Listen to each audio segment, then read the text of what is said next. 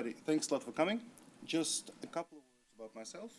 I've been a quant in UBS doing listed equity options, and then at Deutsche doing FX swaps, and then just a cross-asset project, which mostly involved rate curves. So I fitted a lot of curves in my working life. And about 2 years ago, I've left finance to have some more fun with machine learning and AI, which is what I'm focusing on these days across different domains. And machine learning and neural networks and all this stuff is terribly fun, but sometimes, or usually, the simplest tricks are the best. So what we'll try to show you today are the tricks that have come very useful to me for dealing with hugely overparameterized curves. So generally, what has been a technique I found very useful when you're trying to fit some kind of a curve or time series or any kind of objects that change in time is to badly overparameterize them, have way, way, way too many parameters to begin with in the model, and then take them away with math as you need to. And here is how this could work. First of all, let's look at regularization in a really toy problem, severely underdetermined. We have 10 points. We have a fully non-parametric model with 10 parameters and a matrix A to go from parameters to points. And we know the values of 3 points. By the way, let me just, this thing is on GitHub. Let me zoom that up. All right. So if you just go to GitHub to this URL, you can download it and run it. It doesn't require anything much. Oh, yes. OK.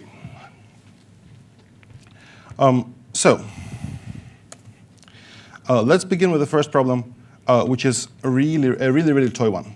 10 points, 3 we know, and we'd like to fit a nice curve to those points, fully non-parametric. What does, if you just hired somebody out straight out of university, out of academia, what do they do? First attempt, SVD, or pseudo-inverse, or some such linear algebra trick. So let's take a look. How does that go? We take our matrix A for now is identity, so parameters equal points, and we know values of 3 points, and we want to try to reduce the others. Pseudo-inverse for the parameter vector, we plot them. Not so nice. We have those points are matched, everything else is 0. OK, second attempt. Regularization. Obviously, the problem is underdetermined, so you cannot just invert it. So regularization, when people think regularization, they think ridge regression. OK, ridge regression, scikit-learn, run that.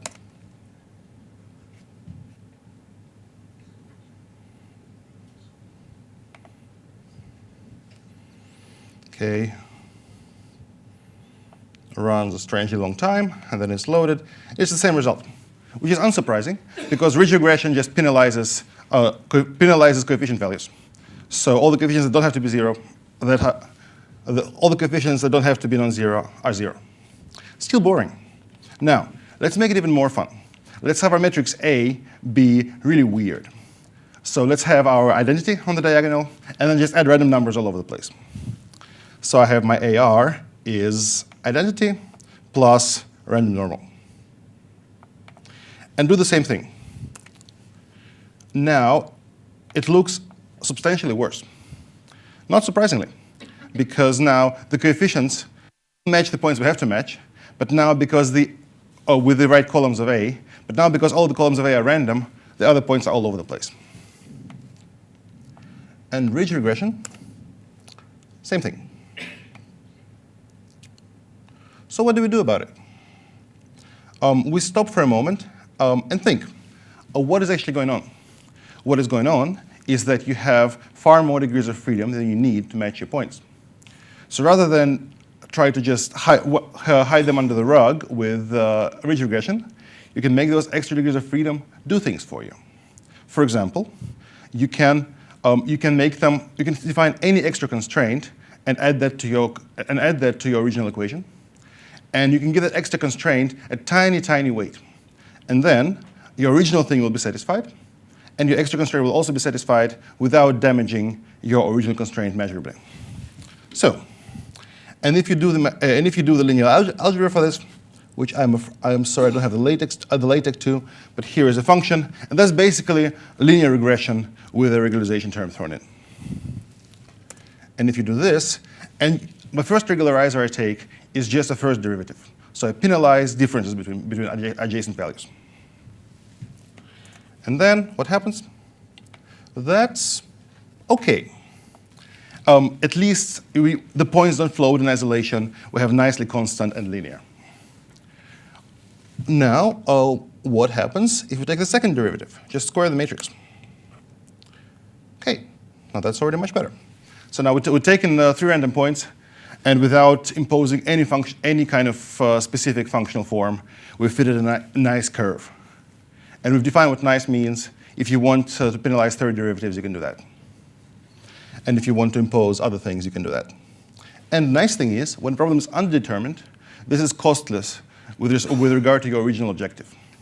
Because you have those extra degrees of freedom, you give your new term super low weight, and your original equations still hold. OK, so far, and this also works for our messy parameterization.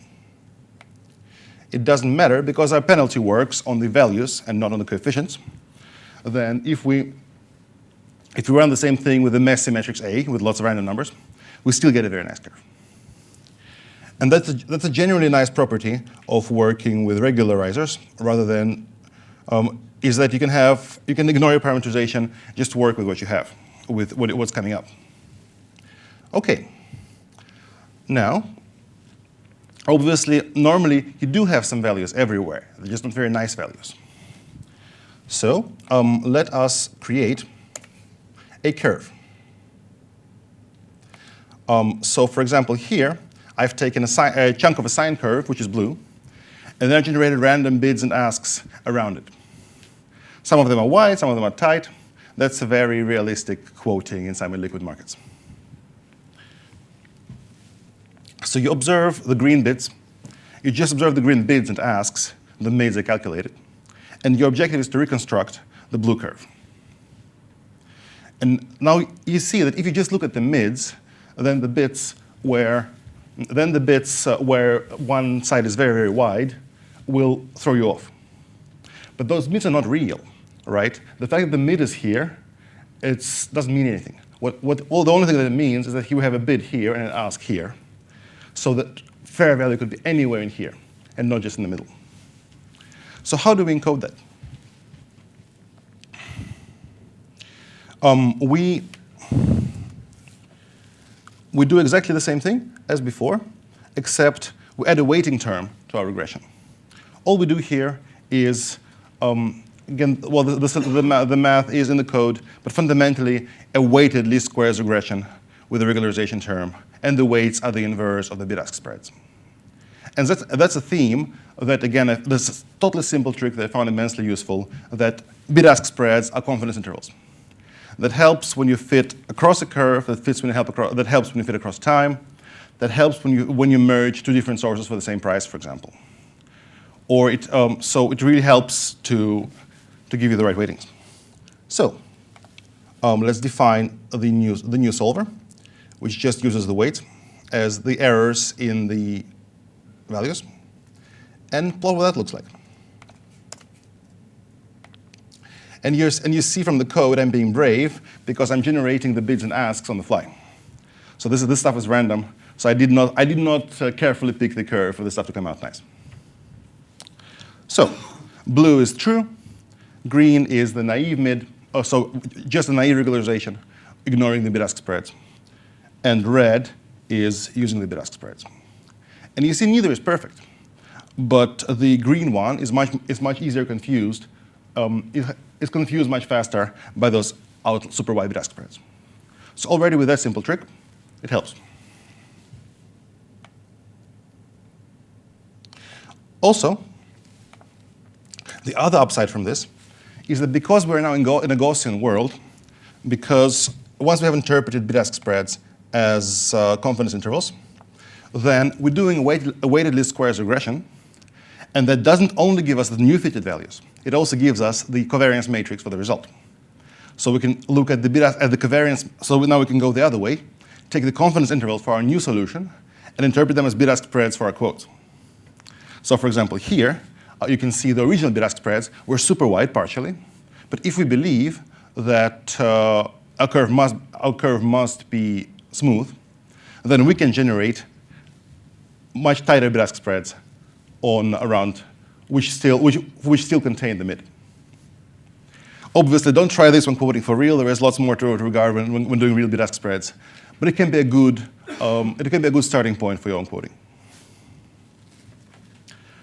OK, so far so simple. Now comes the really fun part. How can we do it over time? And incidentally, just in case you're wondering, where does Bayesian come in? All the Bayesian means is that you have an a priori expectation, and you combine it with new observations to get the ultimate result. So here, the a priori expectation was smoothness, and the values were what we observed. Here, however, now let's try to do the same thing over time. And here, we actually have two prior expectations.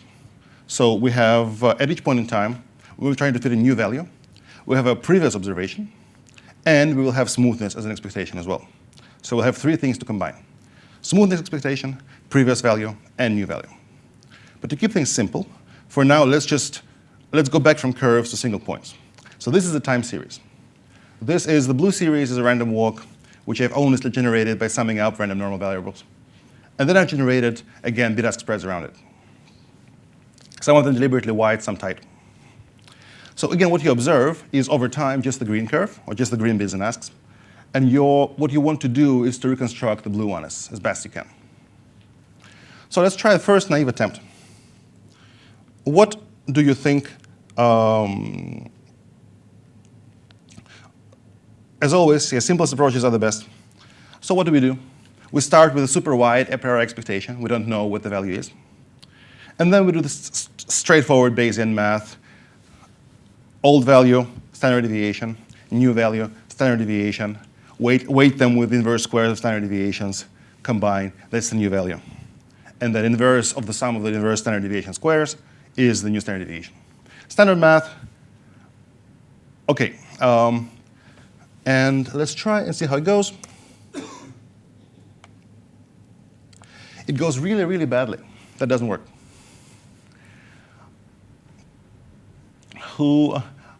Let's just have a quick poll. Please raise a hand who thinks they know why it doesn't work.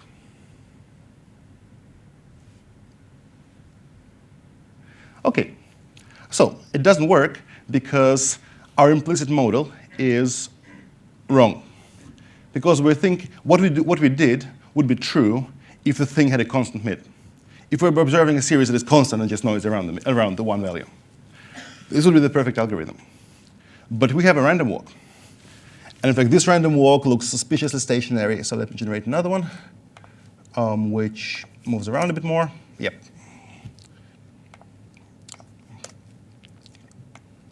So what our green fitter is trying to do is to estimate an unknown true mid that's unchanging. And therefore, you can see its confidence intervals getting tighter and tighter and tighter. And but it's way too sticky.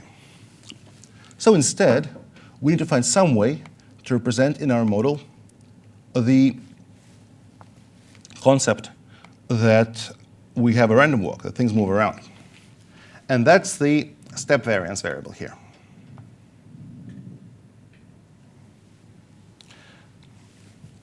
And what this does, now if you look at this formula, we have the standard deviation of our prior estimate. So is not just the standard deviation we had from the previous step, but also the step variance. So we knew it was somewhere in here, in step t, and now we know it's diffused a bit. So the expectation value is the same, but the variance is bigger. So every time before combining our last observation with its error variance with a new one, you have to blow up the old error variance a bit. And that's a lovely way, and by how much you blow it up, is a lovely way of controlling how smooth, how reactive your smoother is. So let's try and run this. This is actually pretty good, if you look at it. So the red curve, it's obviously confused a bit by the green one, but it's way, way better than just following the mids. So if you have outliers, they don't confuse you. They confuse you a bit, of course, because you don't know what the truth is, but it's got a pretty good job of following. And also, when the spreads are tight, it stays inside the tight spread. So it respects the amount of information we have.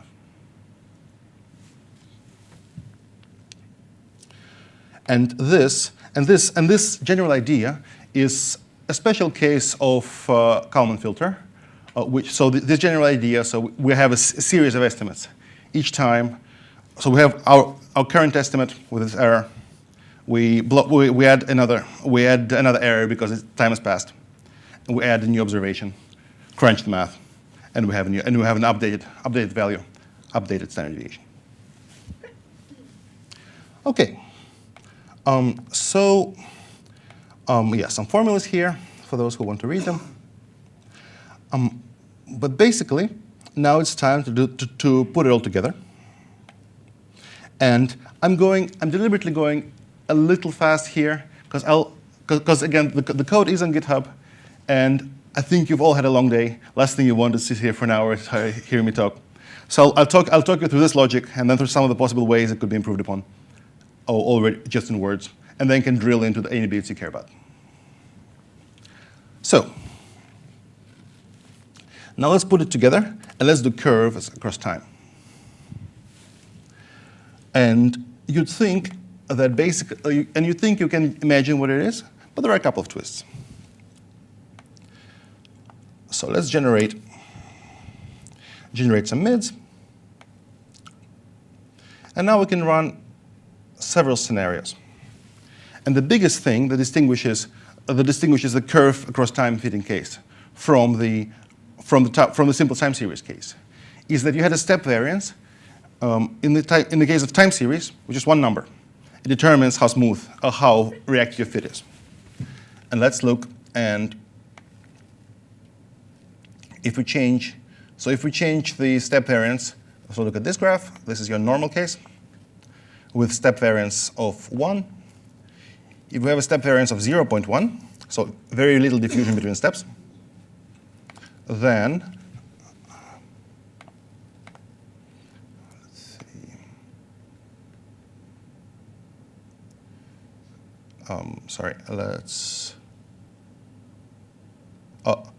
Then we get really sticky. So it's almost as bad. Okay. Here.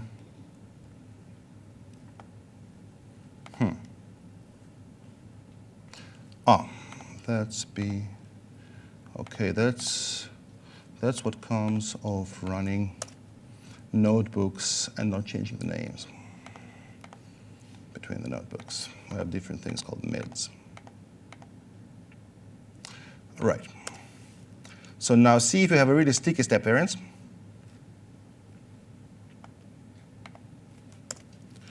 Then, okay, sorry about that, here. Then the fit, it does follow. So now it's no longer stuck in one place, like when it was 0, but it's much stickier. So the only thing you can do by changing the step variance, which is just one number in case of time series, is control how sticky your time series is, which is useful, but it's more of a party trick.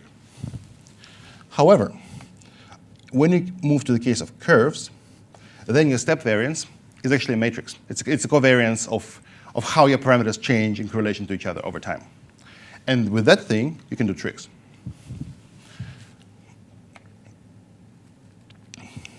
Let me show you just a couple of those tricks.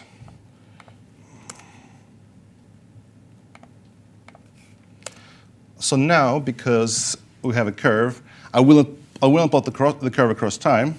What I will do instead is every time I refresh that cell, the curve, the graph will change, update to show the next time step. So let's do a couple of scenarios. First scenario, we start with those slice of mids. Okay. So we just start. Blue is the initial observed mids, randomly generated around a sine curve, and green is the fit. And we have a little regularization, and so you see that the fit is just a touch smoother than the blue curve, nothing more. And then as we keep iterating, all that happens is that the green curve, the fit, gets smoother and smoother and smoother. And the bit-ask spreads don't change very much, except this curve, except this point, which was very wide, now gets tighter because it's interpolated from the neighbors. Okay, so far so boring. Now let's do some fun stuff.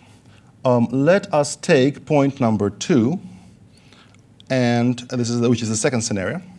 Let's take point number 2 and just drag it.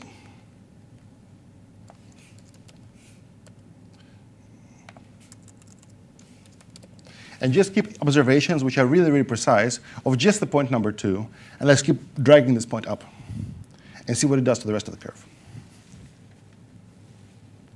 And now I still specify my step variance matrix as a simple diagonal matrix. So the way the points, I assume the way the parameters move across time randomly is uncorrelated. Okay, how does that go? Refresh. Run. Beginning is pretty much the same. Now let's start. But you already see the point number 2. In the point number 2, the bit-ask spread, the green one, is ultra tight because we got an observation there. Now let's try keep refreshing it. You see this point being pulled up because there's an observation there, and the neighboring points are being pulled up because of the regularizer. So you have your fully non-parametric curve. So the regularizer works like a rubber band. You pull one point up, and the other points follow like that. Okay, maybe that's not the way you would behave. You would want your curve to behave normally. If you're trying to quote something, you don't really want your curve to deform and just get pulled by the observation you have. You want your curve to keep its shape, but follow the points you have. How can you do that? So let's look at scenario 3.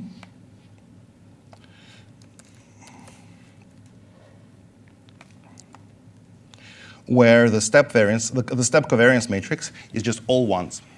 Rather than diagonal identity matrix, it's all ones. Plus a little bit of on the diagonal just so it doesn't get degenerate. Okay, refresh. So you see the only difference between the previous one and this one is the step variance.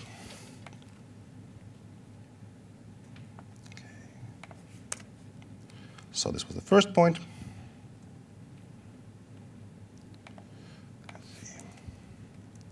So now what happens as one point moves up? You see the whole curve moves up. So now, because we have a covariance matrix, which is all ones, this basically, plus maybe in the diagonal, this basically tells us that we assume that all points are heavily correlated. So when we observe just the point number 2 moving up, move the whole curve up. And it's also getting smoother, but that's an optional thing if you want to turn on the regularizer.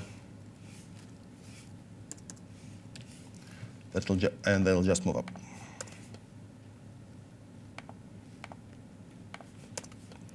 Yeah, so I've turned off the regularizer. Right. And now as we observe, nothing else happens, but the whole curve gets pushed. And this starts being useful. If you're in some kind of a weird market where you only observe one quote, every 10 minutes, credit, some kind of a weird credit derivative, who knows, then this might actually be useful. Because you're not sure what shape your curve has, except that it might be smoothish. And you only see one quote at a time, and then maybe 5 minutes later you see another quote in another instrument. But obviously moving up and down is a bit boring. So let's do something else. Let's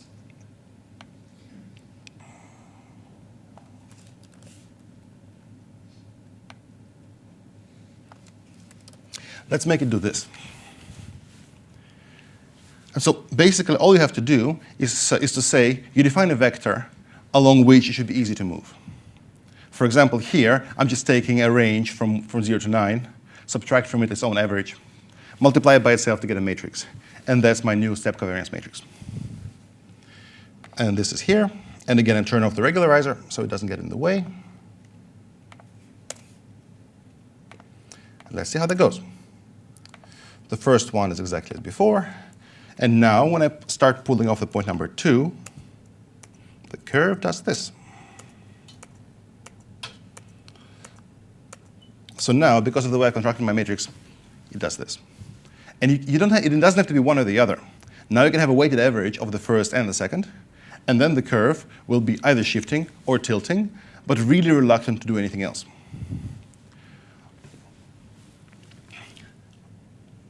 And again, note that this doesn't just work with a simple curve where every point is a value. It could have worked just as easily if you had some kind of a hidden permutation in the back end, hidden parameterization in the back end, and then do this. And I'm not saying any of this is rocket science, of course, but this is exactly why it's useful. So it's been useful to me over and over again. Now, I think that's enough code for one time. Now let me quickly go over all the real-world problems this runs into, because obviously this is almost nice and linear. Real world doesn't work like that. So what can you do to make it actually usable? First one is hard inequality constraints. I'm sure most of you can remember those blessed times when interest rates were supposed to be positive. And we could just assume that in a curve construction. So you'd have to observe that. Now, this was a quadratic optimization problem, which you could solve using linear algebra. If you add inequality constraints, it stops, linear algebra doesn't help anymore. But it becomes a quadratic programming problem, which means that there's a solver for that. And the nice thing about quadratic programming problems is that the solver guarantees the global optimal solution, and it's fast. And this is, in fact, and it's a good idea to include inequality constraints just to make sure a problem doesn't run away to begin with. Then, once you get into the habit of adding soft constraints like this, there's regularization, and you say, well, maybe I want this value to be somewhere around here. And when soft constraints multiply, and you can end up with hundreds. Trust me, I've been there. If you had one of the things that I built based on this methodology is a curve that was all tenors, all from OIS overnight, 1 day, to 70 years IRS against 6 months, 3-month LIBOR. So all tenors, all durations. And then, as you can imagine, if you try doing it using this kind of technology, where every node where the curve could do something is a parameter. And then then you're up to your ears in regularizers. And then regularizers start to work against each other in weird ways. So how can you mitigate that?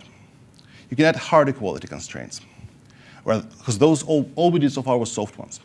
Hard equality constraints, for example, that's a very fun exercise for those of you so inclined. I know I enjoyed it.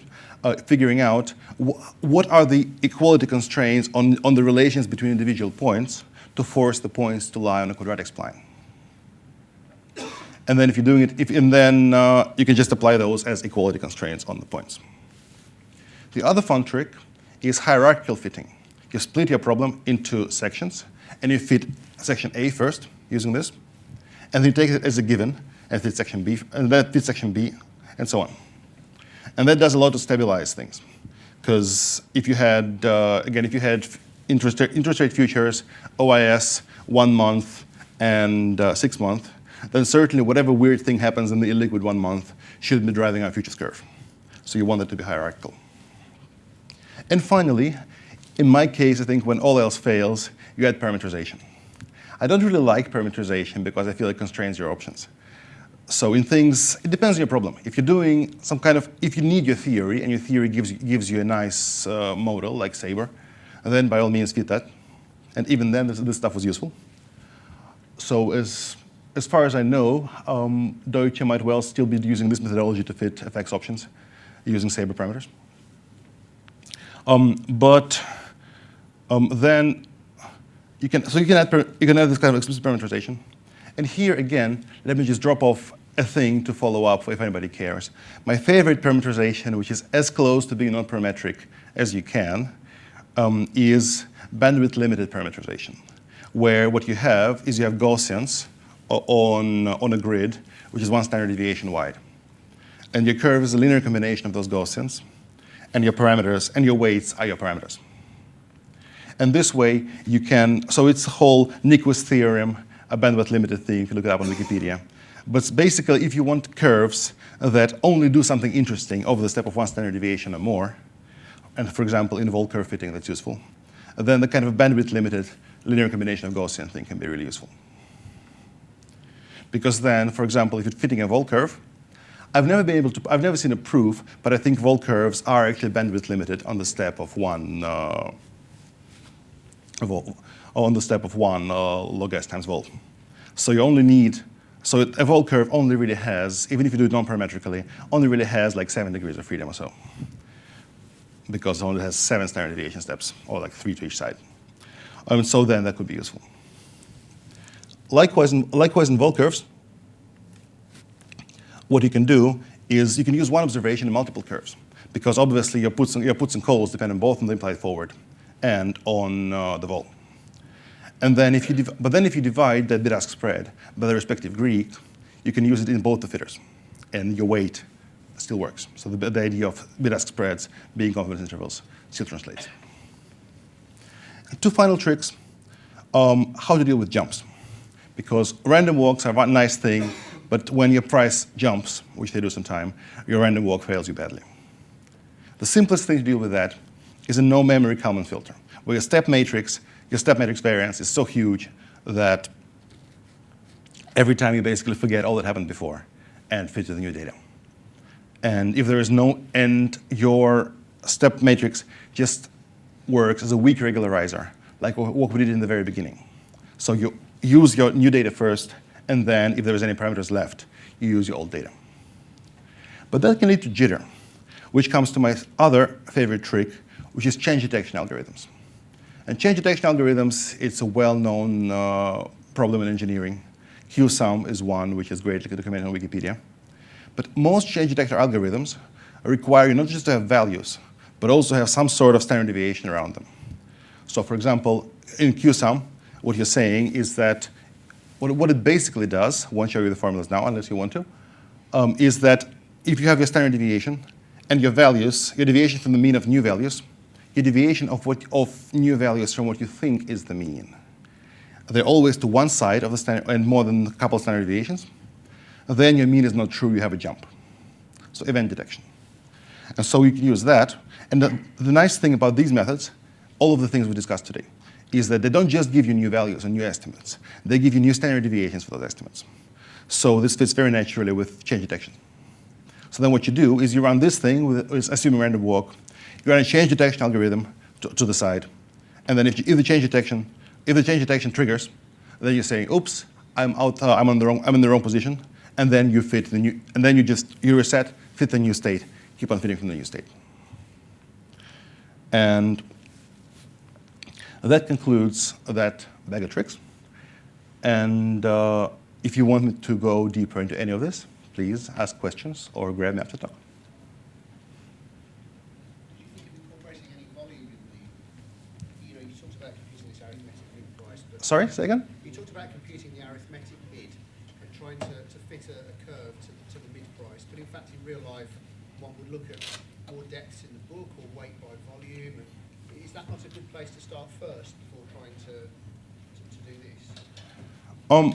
Yes. So how you construct your bit-ask spread, how do you construct a confidence interval? That's very domain dependent. If you have booked, well, if you're trading something ultra liquid, those things are probably not very useful because you know where the mid is because it's usually one tick wide anyway. Yeah.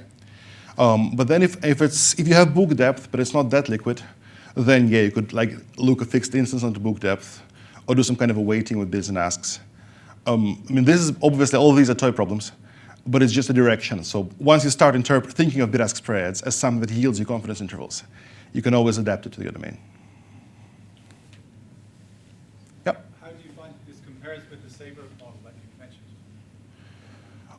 Well, I think Sabre is a curve with parameters. So you could use this to fit your Sabre model, where because Sabre is just whatever your parameterization lurks in behind your curve. You wouldn't need regularizers as such, obviously, because the Sabre model is already, well, you wouldn't need regularizers because your model is already regular.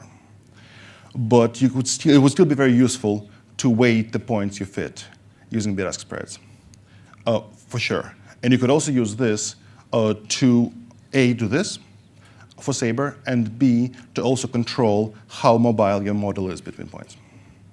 So how fast you adapt new data. and how fast you weigh, and how much you weigh the different new data points.